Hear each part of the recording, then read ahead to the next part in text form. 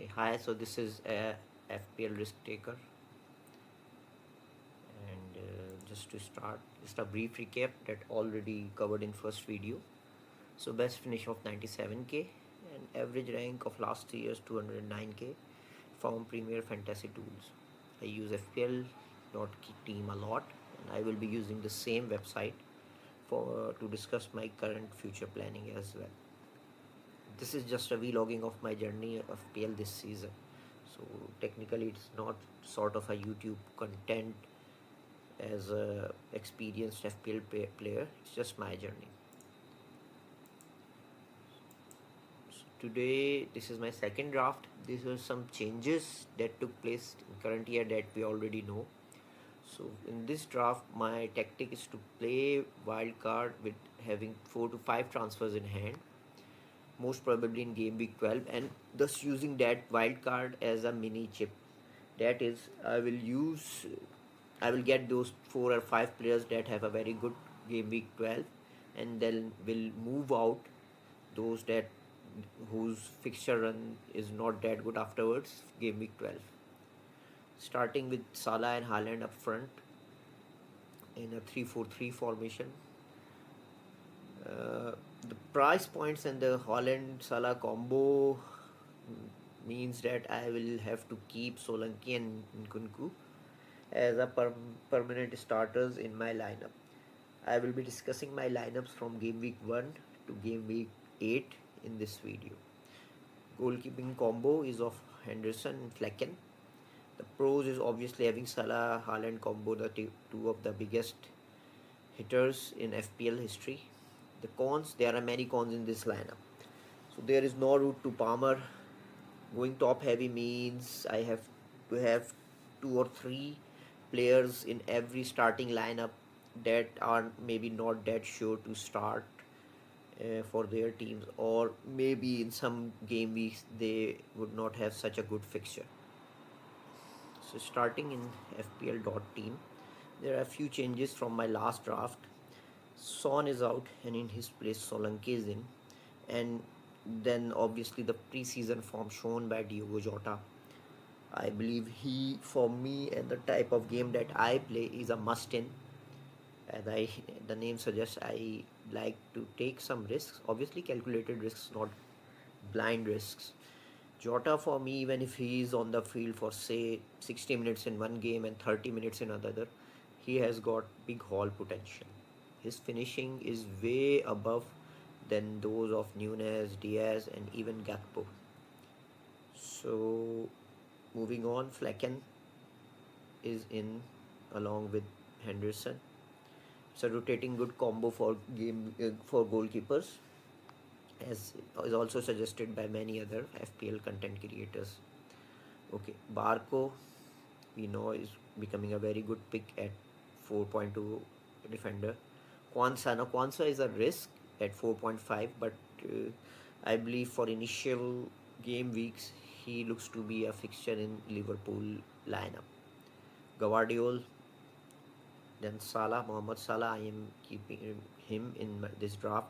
And Nkunku, Rogers at 5.5. There are so many choices available to us. So Rogers, I think so, will be one of most famous choice along with Smith Rowe. Diogo Jota, the maybe you can see a bit of a differential pick. Solanke, he will be in more and more drafts just when game week kicks in. Game week 1 kicks in. Haaland and Isaac. Isaac will be the captain. Henderson, the other keeper. Robinson. Fulham has got good fixtures, especially from attacking point of view for defenders, and maybe combined with 1 or 2 clean sheets, Robinson will have good form, will have good points to those who go with him. Harwood Bellis, Southampton 4.2. He could be any other 4.2 starting defender from Southampton. As you will see that he will play more and more in my lineup due to good fixtures of Southampton. Yarmolenko, he could be anybody at 4.5. Just in case he needs, there is some chance that we need 1 or 2 points for him. So it should be a playing 4.5 midfielder. So game week 2, There will be no transfer. Henderson will start, Robinson will start. The rest of the lineup remains same. Now in game week 3 there is one transfer. As you will see in game week 1, I have 1 million in the bank, mainly due to future transfers. Now in game week 3 I will be transferring out uh, Isaac and bringing in Watkins, because Watkins has a very good uh, run up from game week 3 onwards. Isaac, on the other hand, you will see in most of the drafts that they carry with Isaac. But if you see here, he has got Tottenham, Wolves, Fulham, Manchester City, Everton. So maybe Tottenham will be a good fixture from attacking point of view, based on last season's defending of Spurs. But other fixtures maybe also Fulham. But other teams have got a decent defense, based on history as well as their current lineups. Whereas if you consider Watkins, he has got Leicester, Everton, Wolves, Ipswich. So Leicester and Ipswich, two of the newcomers in next 4 game weeks, tilted the balance that I move from Isaac to Watkins. Now game week 4, the goalkeeper changes based on the better fixture of Henderson. Barco comes in, Robinson plays, Gavardiol plays. Rest of the lineup remains same. Game week 5, Harwood Bellis comes in. Rest of the lineup remains same, and maybe here Gavardiol could play against Arsenal because it could be a very cagey 0-0 1-1 game. But Quensa has got Bournemouth at home, so if Quensa is playing regularly for Liverpool, he will come in.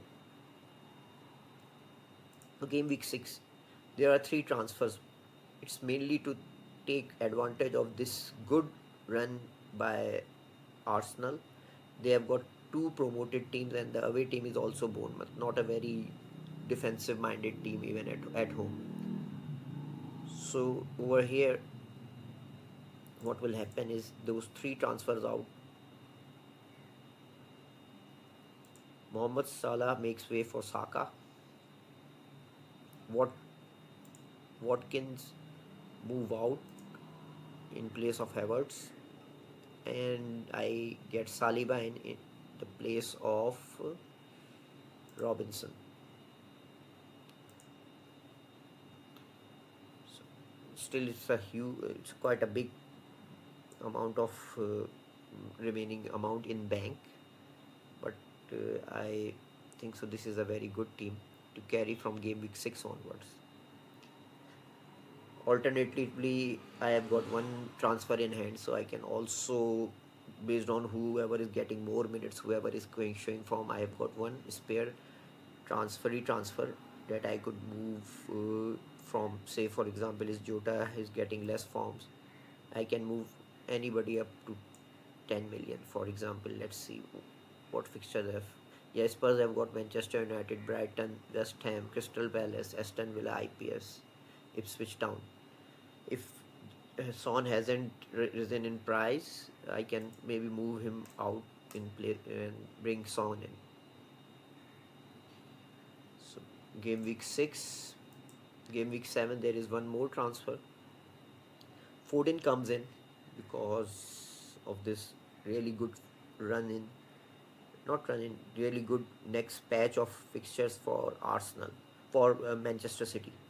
Fulham at home, Wolves away, Southampton at home, Bournemouth away, Brighton, Tottenham. So I move out Diego Jota and bring in Foden. The same move could have been made over here by bringing in Foden. The fixture of Newcastle away at Newcastle is also not that much of a worry if we like to bring Foden in game week 6. Game week 7, there is 1 more change. In place of Rogers, I will bring in Smith Rowe. Rogers have got a fixture of they have got Fulham, Brighton, then Tottenham, Liverpool, Crystal Palace, whereas Fulham will have Aston Villa, Everton, Brentford, Crystal Palace, Wolves. So next 5 fixtures for, as per my analysis, Fulham has got good fixtures as compared to Aston Villa. This is how I will like to move from game week 1 to game week 8. The another big pro over, I mean, the, the way this lineup I am choosing is that I will not have used my wild card up till game week 8. So in case something goes really haywire, I can just use my wild card to fix my team. So this is my planning from game week 1 up to game week 8. I would really appreciate if you like the video. Many thanks. Hope you enjoy it.